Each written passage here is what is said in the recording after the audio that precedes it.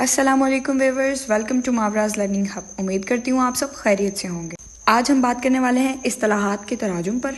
ترجمہ نگاری ایک ایسا فنی اور علمی عمل ہے جس میں ایک زبان کے مواد کو دوسری زبان میں منتقل کیا جاتا ہے، یعنی سورس لینگویج کو ٹارگٹ لینگویج میں کنورٹ کیا جاتا ہے۔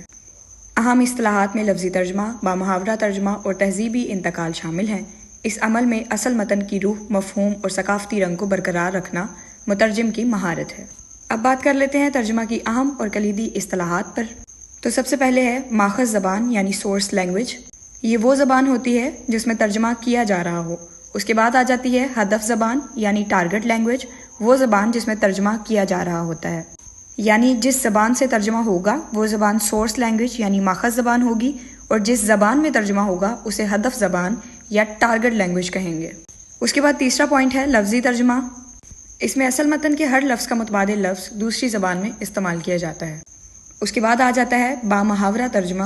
مفہوم کو برقرار رکھتے ہوئے ہدف زبان کے محاوروں اور روزمرہ کے مطابق ترجمہ کرنا بامحاورہ ترجمہ کہلاتا ہے۔ اس کا پانچواں پوائنٹ ہے آزاد ترجمہ۔ اصل الفاظ کی بجائے صرف مرکزی خیالات اور مفہوم کو منتقل کرنا آزاد ترجمہ کہلاتا ہے۔ اس کے بعد اگلا پوائنٹ ہے ثقافتی انتقال۔ ماخذ زبان کی ثقافتی عناصر، استعاروں اور تشبیہات کو ہدف زبان کی ثقافت کے مطابق ڈالنا ثقافتی انتقال کہلاتا ہے۔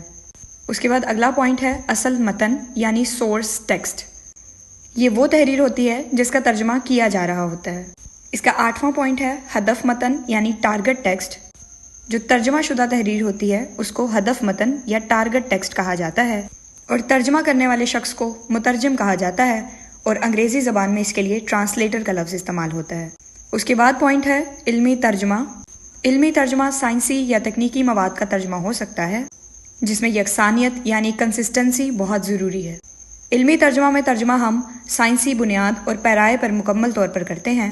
اس کے علاوہ ترجمہ کے کلیدی زمرے میں بامحاورہ ترجمہ، لفظی ترجمہ اور ادبی ترجمہ بھی شامل ہیں۔ امید کرتی ہوں آپ کو سمجھ آئی ہوگی۔ اللہ حافظ۔